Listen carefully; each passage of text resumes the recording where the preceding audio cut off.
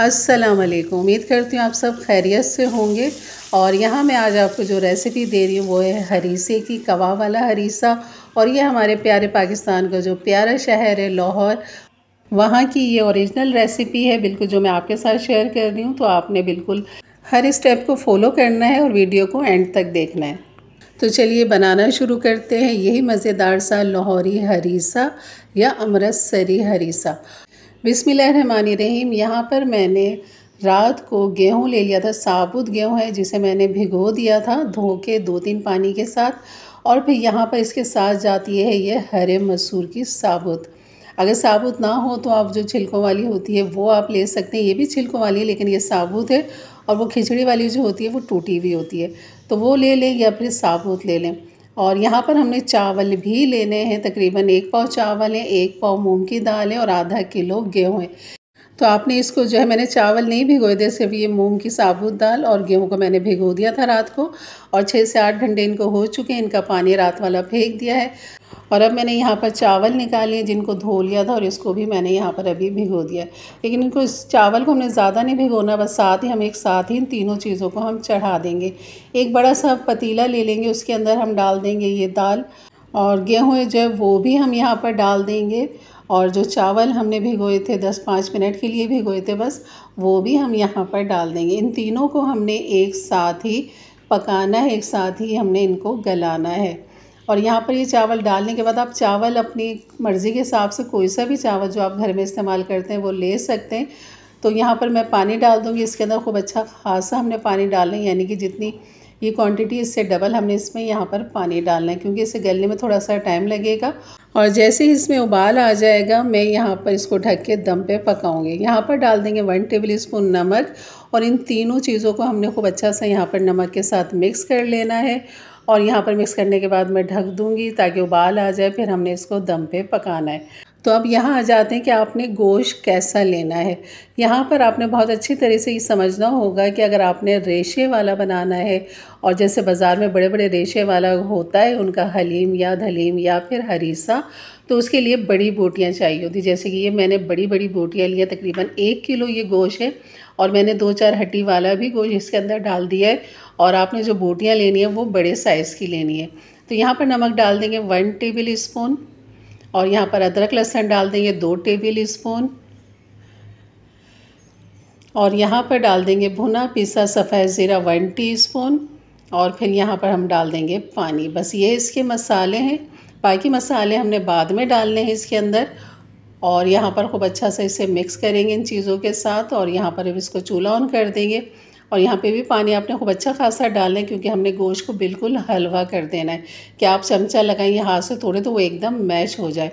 तो यहाँ पे भी उबाल आने का इंतज़ार करेंगे, उबाल आ जाएगा, इसको भी मैं दम पे पकने के लिए रख दूँगी। तो ये दोनों चीज़ें हमने पकने के लिए रख दी हैं। गेहूँ का हम चेक कर लेते हैं अपने यहाँ पर। तो यहाँ पर काफ़ी अच्छा ये पक चुका है, लेकिन अभी इसमें थोड़ा सा कच्चापन मौजूद है, क्योंकि इसने अभी अपना लेस नहीं छोड़ा। जो एक गेहूं का लेस होता है ना, वो इसमें जब तक नहीं आएगा तो अब तक ये बहुत अच्छा सा गलेगा नहीं, ये फटेगा नहीं। तो अब तक आपने इसको पकाना है दम वाली आंच पे। और यहाँ पर जो है, मैं गोश्त के अंदर तेज़पत्ता डालना भूल गई थी, तो बस अब यहाँ पर मैं तेज़पत्ता डाल दूँगी 1 बड़े साइज़ का। और इसको पकने के लिए हम रख देंगे। तो यहाँ पर पकने के लिए कम से कम इसको अच्छा खासा टाइम हो चुका है। तकरीबन मैंने 2 से ढाई 3 घंटे इसको दिए, बल्कि हाँ 3 घंटे दिए हल्की आंच पे, ताकि खूब अच्छा सा ये हलवा हो जाए। जैसे नाहरी का गोश्त होता है इसी तरह आपने इसको गलाना है, और तभी आपके रेशे बहुत अच्छे बनेंगे। और आप देख रहे हैं कि बिल्कुल चमचा में हल्का सा ही पुश कर रही हूँ, तो ये बिल्कुल इसके रेशे अलग अलग हो रहे हैं। बड़ी बोटी होने की वजह से इसके रेशे भी बड़े बनेंगे और बिल्कुल आपको बाज़ार वाला लुक आएगा कि बिल्कुल बाज़ार वाली आपकी हलीम या हरीसा जो भी आप बनाए, दोनों में से आपने गोश्त को इतना ही गलाना है और बड़ी बोटियाँ लेनी है। तो यहाँ पर ये सारी बोटियाँ मैं आपको दिखा रही हूँ कि इस तरह ये देखें, बिल्कुल हल्का से ही मैश कर रहे हैं। तो ये हो रहा है, तो ये हो गया बिल्कुल तैयार। अब जो हड्डी वाला गोश्त है वो मैं इसमें से निकाल लूँगी और फिर इन सारे गोश्त को जो है मैं मैश कर लूँगी। यहाँ पर मैं डाल देती हूँ वापस इसे, और ये हड्डी वाला जो गोश्त है ये मैं निकाल लेती हूँ ताकि हड्डियाँ हम अलग कर लें। या फिर आप सारी बोटियाँ निकाल के उसे ठंडा करें, फिर हाथ के साथ खूब अच्छा सा उसे कुचल मसल लें ताकि एक एक रेशा जो है वो गोश्त का अलग हो जाए। तो यहाँ देखिए हड्डी से भी बिल्कुल बेहतरीन गोश्त अलग हो चुका है। हल्का सा ही पुश किया तो बाहर निकल गया। तो ये है इसकी, बस आपने इतना ही इसको पकाना है। तो यहाँ पर बस ये हड्डियाँ हटा देती हूँ और ये जो सारा यखनी है और गोश्त है इसको हम मैश कर लेंगे। यहाँ पर मैं आपको दिखाती हूँ कि गेहूँ मैंने पीसना शुरू कर दिया था। आपके पास जो ग्राइंडर जग होता है जिसमें आप प्याज वगैरह सालन का मसाला पीसते हैं, उसी में आप ये थोड़ा थोड़ा सा डालें, थोड़ा पानी डालें ताकि ये हार्ड ना हो। यहाँ पर ये देखें इस तरह ये बहुत अच्छा पीस जाता है। ये बिल्कुल सारा मैंने अच्छा सा पीस लिया है। और यहाँ पर गोश्त की तरफ भी आ जाते हैं। यहाँ पर गोश्त को भी मैं घोटनी के साथ जो है ना इसके रेशे करूँगी। बहुत अच्छा घोटनी से भी हो जाता है, नहीं तो आप वही जैसे मैंने कहा कि आप बोटियाँ अलग से निकालें, ठंडी करें, फिर हाथ से कुचल लें, मसल लें खूब अच्छा सा। इस तरह देखें, इस तरह कर लें। यहाँ पर ही हम जो है, अगर आप हड्डी वाला गोश्त ले रहे हैं तो हड्डी वाला गोश्त के लिए आपको बोटियाँ और हड्डियाँ सब अलग कर लेनी और यखनी को आपने छान लेना है, क्योंकि उसमें हड्डियों के बारीक बारीक ज़र्रात आ जाते हैं। इस चीज़ का आपने ध्यान रखना है। तो यहाँ पर जो हमारा दलिया है वो भी पीस लिया है और जो हमने गोश्त था उसे भी मैश कर लिया। बस इन दोनों को अब यहाँ पर खूब अच्छा सा मिक्स करेंगे। और यहाँ पर अब काम होगा घुटाई का। आपने ग्राइंडर नहीं करना है गोश्त को, वरना आपके रेशे नहीं बनेंगे। जिस तरह आपको मैंने बताया बिल्कुल आपने ऐसे ही इसको मैश करना है। और अब यहाँ घोटने की मदद से हम इसको खूब अच्छा सा घोटेंगे।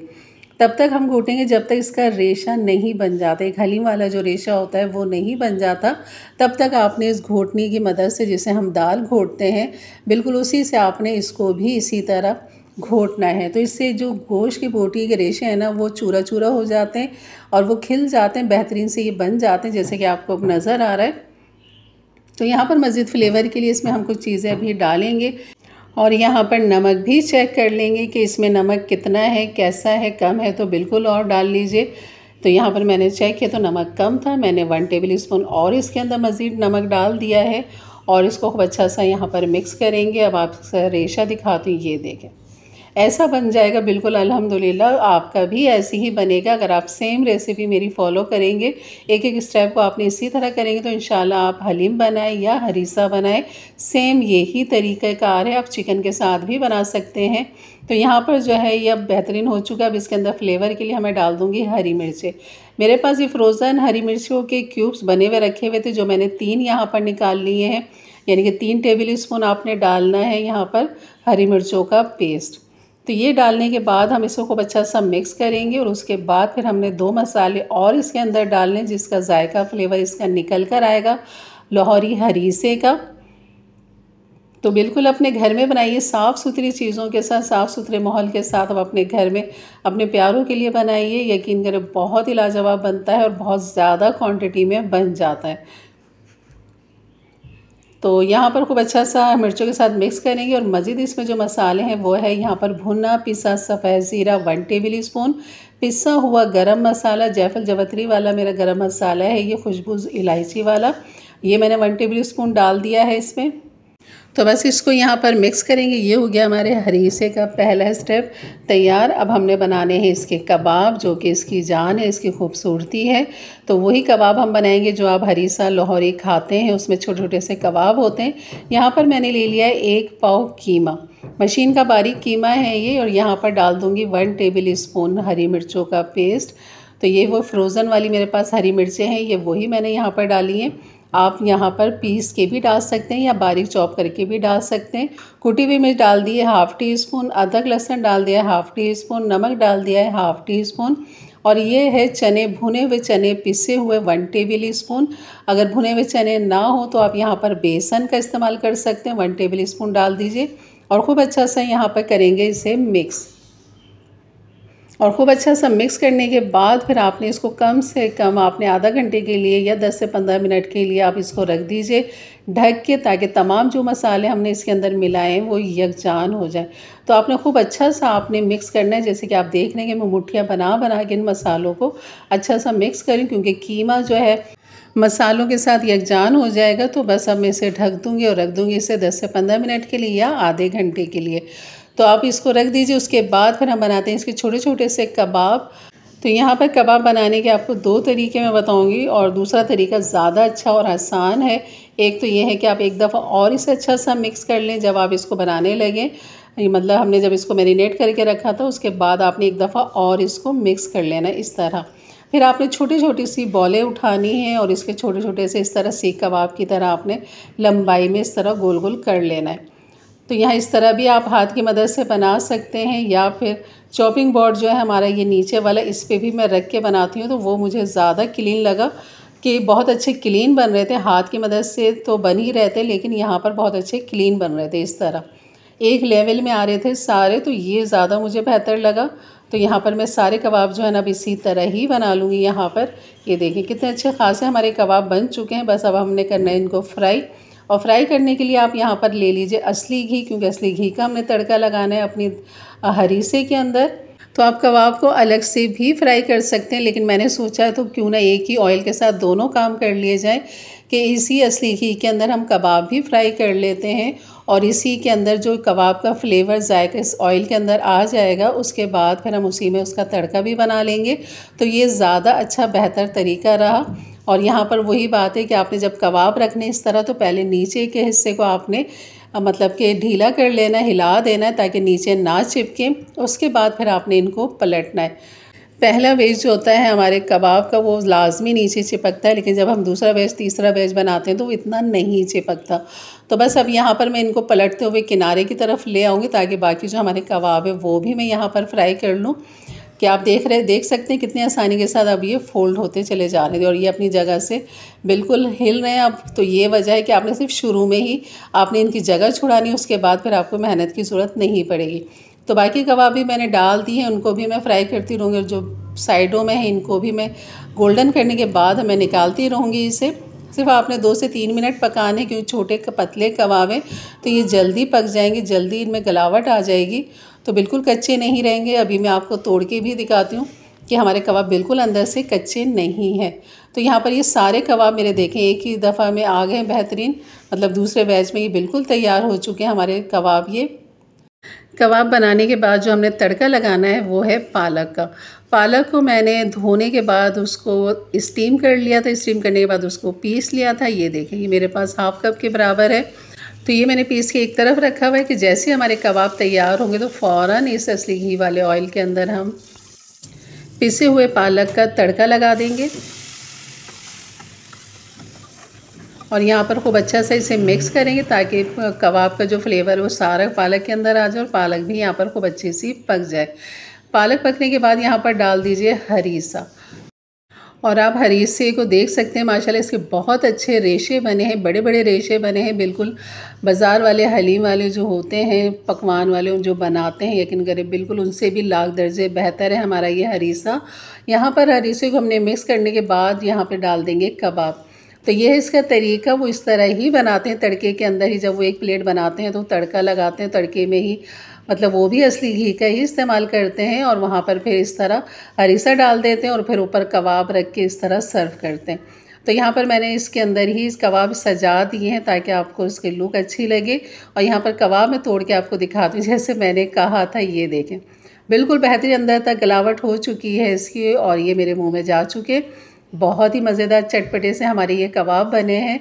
तो बस यहाँ पर इसकी लुक देखें माशाल्लाह और इस रेशे देखें, यकीन करें बहुत ही मज़ेदार ये हरीसा बना है। कबाब के साथ जब आप खाएंगे ना एक एक बाइट आप लेंगे तो आपको मज़ा आ जाएगा और आप मुझे दुआएं देंगे कि वाकई मैंने आपको वो रेसिपी दी है जो आप बाहर जाके महंगे दामों लेके ख़रीद के खाते हैं। यकीन करें कि घर में बनाइए, बहुत बरकत होती है घर के पकाने में और घर की चीज़ों में।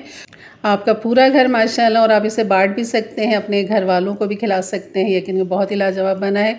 उम्मीद करती हूँ आपको रेसिपी ज़रूर अच्छी लगी तो लाइक कर दीजिएगा। मेरे चैनल पे नए आए हैं तो ज़रूर सब्सक्राइब करके जाइएगा। बेल के बटन को क्लिक कर दें, ऑल के बटन को प्रेस कर दें ताकि मेरी वीडियो की नोटिफिकेशन हमेशा आपको सबसे पहले मिले। और अपने दोस्त अहबाब में ज़रूर शेयर किया करें ताकि उनके लिए भी आसानियाँ पैदा हों। तो इंशाअल्लाह मिलते हैं फिर एक अच्छी नई रेसिपी के साथ। तब तक के लिए इजाज़त दें। अपना बहुत सारा ख्याल रखें, दुआओं में याद रखें। अल्लाह हाफ़िज़।